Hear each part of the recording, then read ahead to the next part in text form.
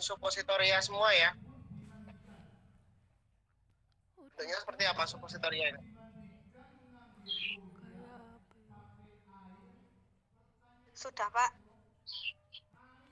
Bentuknya seperti apa? Peluru. Seperti peluru. Oke, seperti peluru ya. Cara pakainya, cara penggunaannya Dimasukkan ke dalam itu. Anus, itu apa? Oke, anus atau masukkan melalui dubur ya. Oke, ini pengertian tentang suppositoria dulu, yaitu sediaan padat. Kalau dia masih belum dipakai ya, dia masih bentuknya padat dalam berbagai bentuk dan ukuran yang terdiri dari satu atau lebih obat dan digunakan bisa melalui rektal, kemudian melalui vaginal, kemudian melalui uretra yang dapat melunak atau melebur pada suhu tubuh. Suhu tubuh itu berapa normalnya? 36. Berapa? 36, Pak. Enggak jelas, maaf. Berapa suhu tubuh normal? 36, Pak. Oke, 36. Nah, rentangnya mungkin bisa sampai 36,4, itu masih bisa dikatakan normal ya. Sekitar 36 ya. Suppositoria dia akan meleleh atau melebur pada suhu kurang lebih sekitar 36.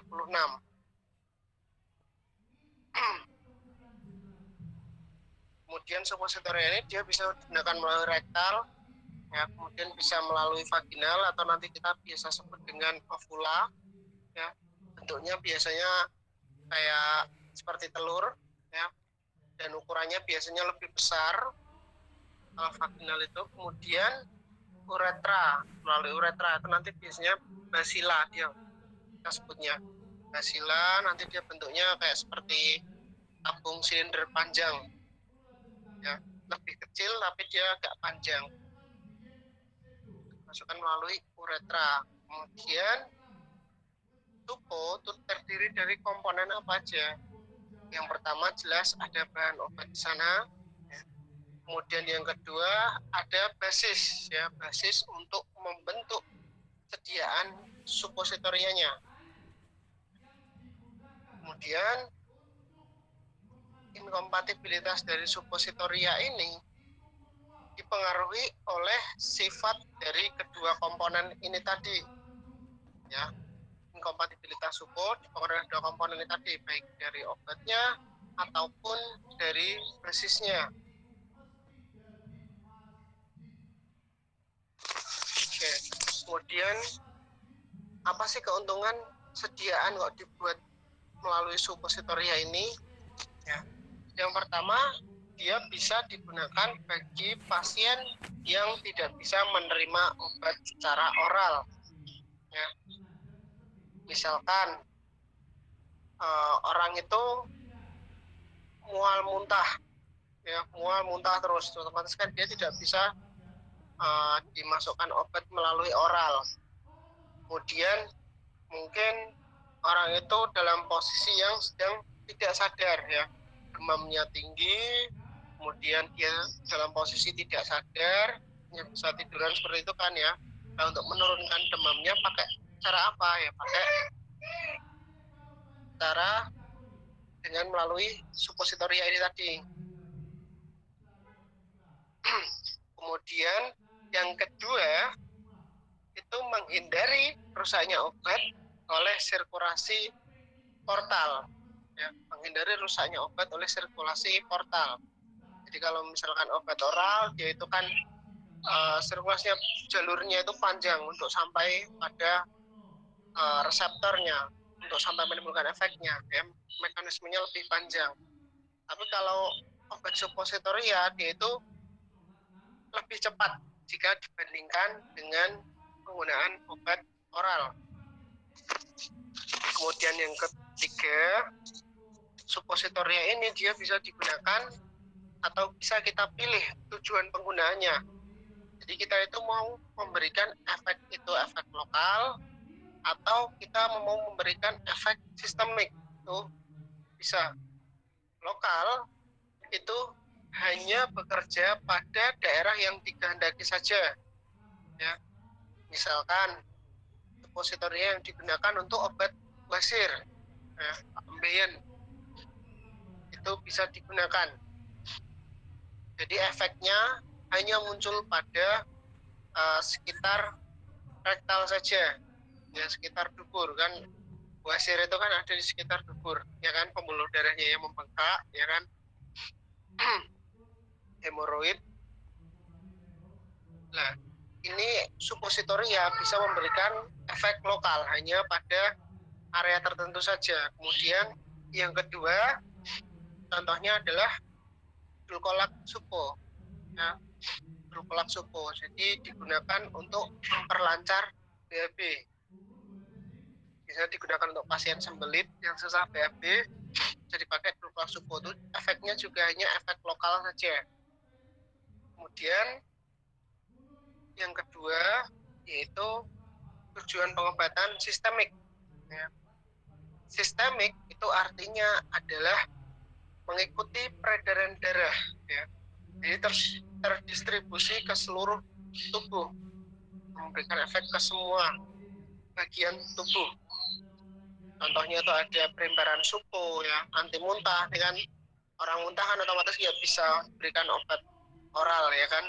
Maka dibuatlah sediaan suppositoria anti muntah untuk menghentikan keluhan muntah tersebut. Kemudian yang kedua ada yang namanya aminofilin supo.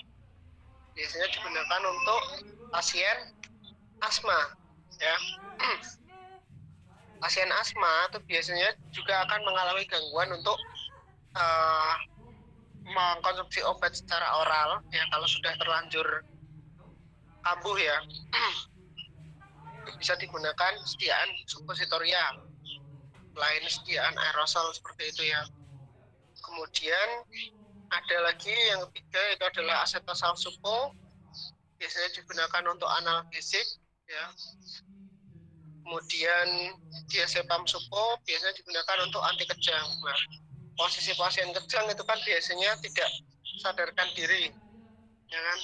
Tidak sadarkan diri, tidak bisa mengkonsumsi obat anti kejang secara oral, maka bisa dibuat dalam bentuk sediaan suppositoria.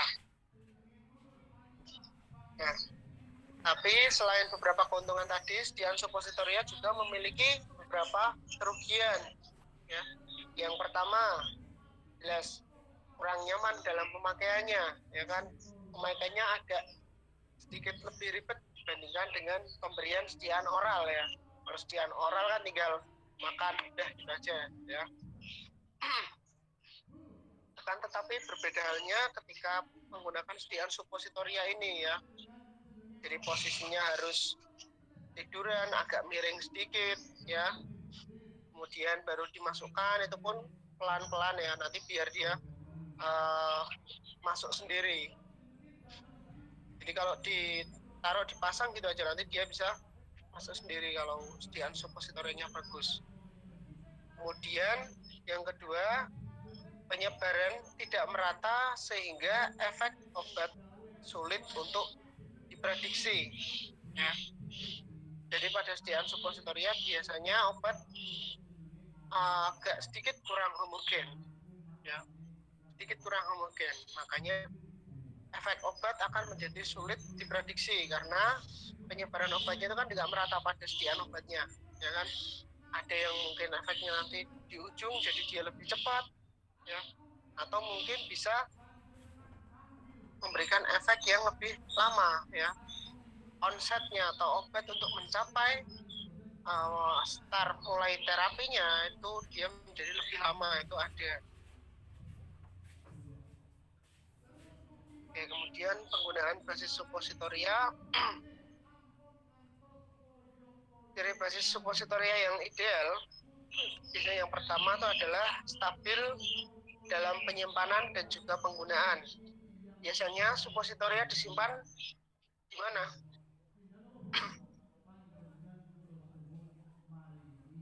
Biasanya di mana penyimpanan suppositoria?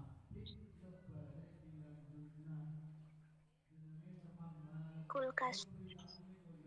Di kulkas atau suhu dingin. Suhu dingin itu berapa?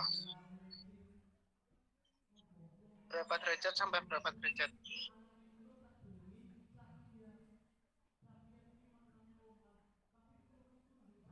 Oke. Suhu dingin itu sekitar 2 sampai 8 derajat ya.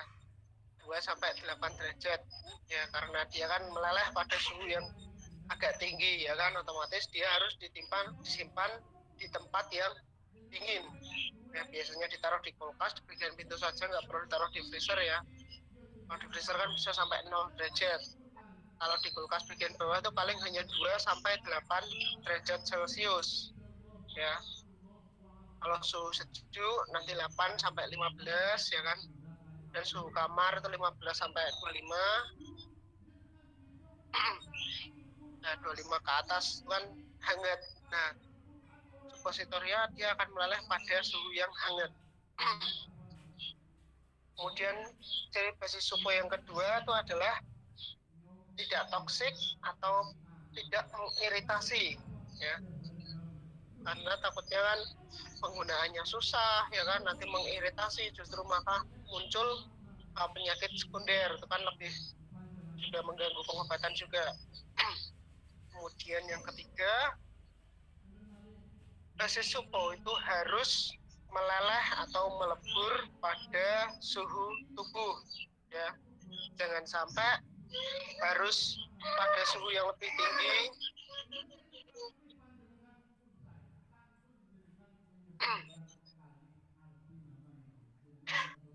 Gimana ya?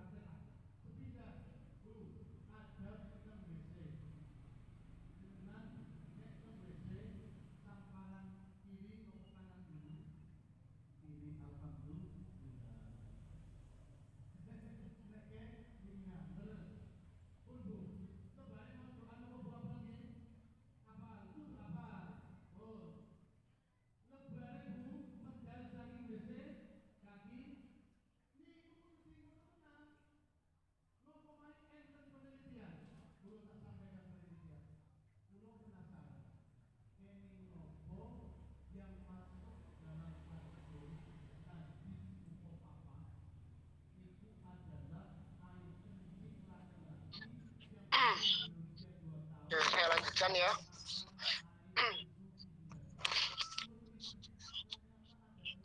Ciri basis supo yang ketiga ya tadi ya, dia dapat melebur atau meleleh pada suhu tubuh ya, jangan sampai lebih rendah, artinya dia masih dipegang di tangan aja udah leleh, itu kan juga kurang baik ya. Kemudian atau dia harus dilelehkan dalam suhu yang lebih tinggi dari suhu tubuh, artinya dia kan lama di dalam tubuh dalam bentuk utuh terus ya, maka akan menimbulkan rasa yang kurang nyaman untuk pasien juga. Itu juga akan mengganggu penggunaan suppositoria. Kemudian yang keempat, basis supo harus dapat melepaskan obat setelah digunakan. Jadi selain dia meleleh atau melebur, tapi dia juga langsung melepaskan obat yang ada di dalam suppositorianya. Kemudian yang kelima, harus kompatibel atau harus sesuai dengan obat yang digunakan. Kemudian dalam pertimbangan untuk pemilihan basis ini itu harus disesuaikan dengan yang pertama tujuan pemakaiannya, ya. Kemudian yang kedua rute administrasi atau rute pemberian obat. Kemudian yang ketiga kenyamanan pasien. Dan yang keempat adalah kompatibilitas dan stabilitas. Nah, ini ada beberapa contoh dari basis dari suppositoria. Yang pertama itu adalah suppositoria berbasis lemak, ya, berbasis lemak atau fatty base. Itu biasanya itu adalah berasal dari biji coklat. Biji coklat itu kan dia ada seperti minyaknya itu, minyak lemak. Nah, biasanya itu nanti yang bisa digunakan, paling sering digunakan untuk basis suppositoria, ya, minyak atau oleum, kemudian coklat itu adalah kakao, ya, maka kita sebut dengan oleum kakao. Kemudian bahan yang digunakan selain lemak itu adalah minyak nabati yang terhidrogenasi, ya. Jadi biasanya yang digunakan itu adalah minyak kelapa, karena minyak kelapa itu dia mengandung tinggi trigliserida, ya. Ini biasanya digunakan sebagai basis salep, basis suppositoria. Bisa juga minyak kelapa ini ada digunakan sebagai tambahan pada penggunaan salep, ya.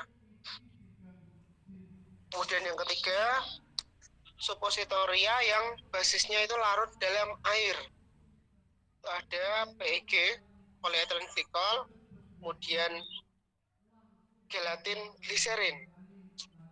Dan yang keempat, itu ada surfaktan. Biasa digunakan itu adalah twin atau campuran twin dengan PEG.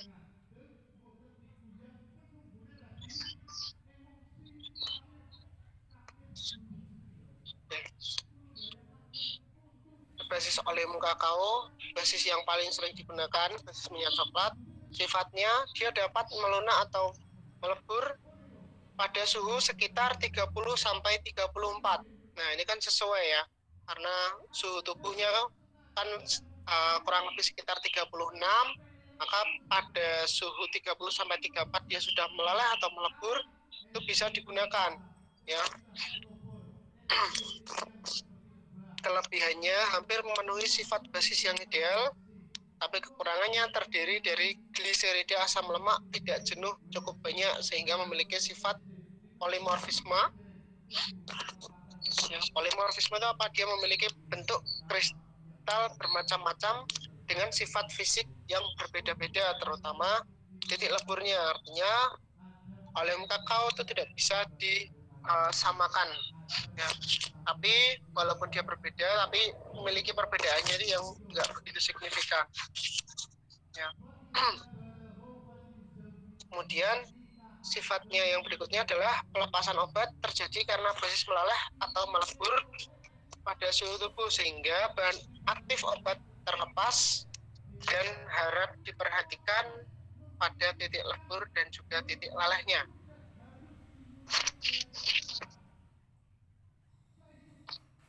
Nah, permasalahan tentang kompatibilitas ini, ya, yang paling sering muncul itu adalah yang pertama, menurunkan titik lebur dari oleum kakao, ya.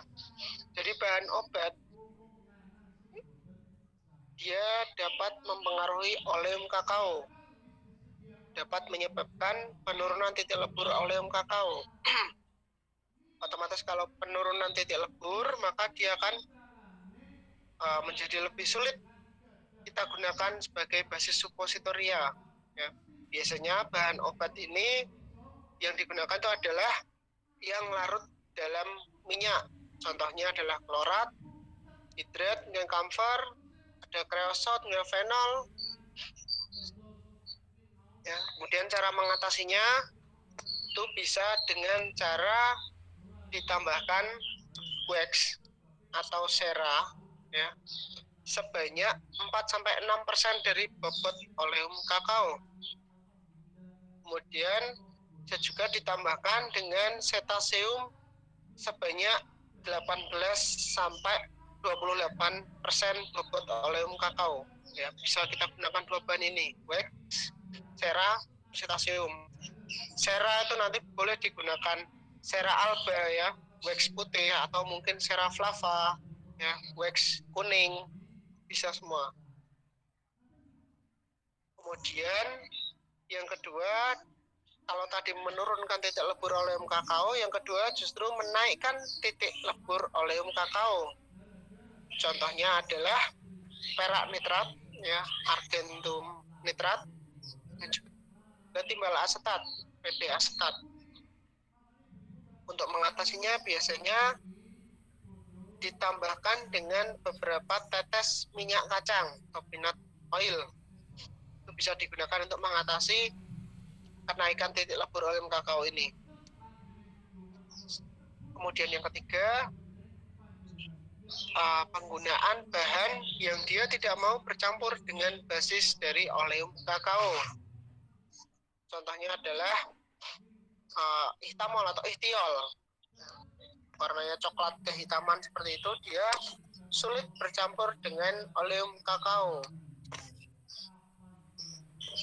Cara mengatasinya itu adalah dengan cara ditambahkan dengan solvent atau pelarut saat penambahan ekstrak kental ya.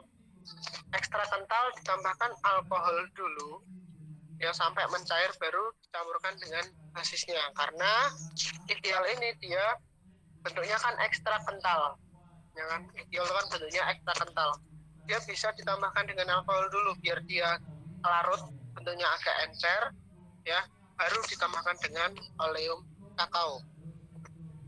Kemudian menambahkan ihtiol atau ihtamolum ini jangan pada keadaan yang panas, karena kalau dia ditambahkan dalam keadaan yang panas, dia dapat memisah ya, nanti kelihatan gelembung-gelembung pemisahan antara minyak dan airnya.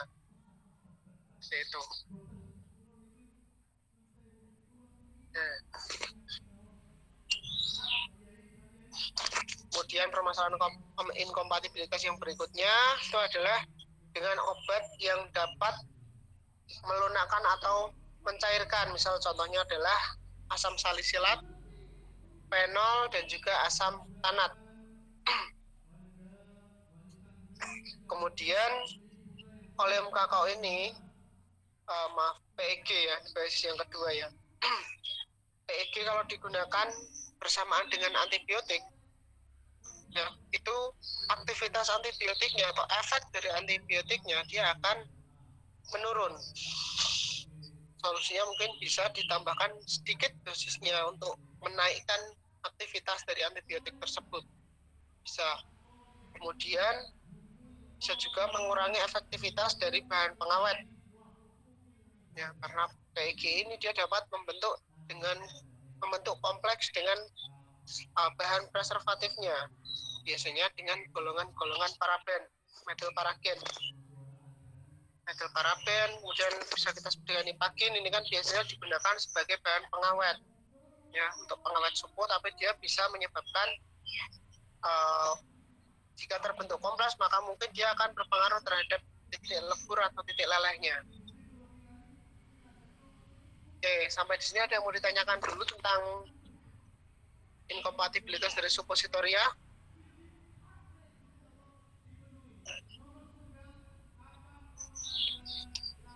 Halo, yang mau ditanyakan dulu? Coba di sini. Belum, Pak. Belum ada. Oke, kalau belum ada, silakan kelompok suppositoria ya. Dipresentasikan.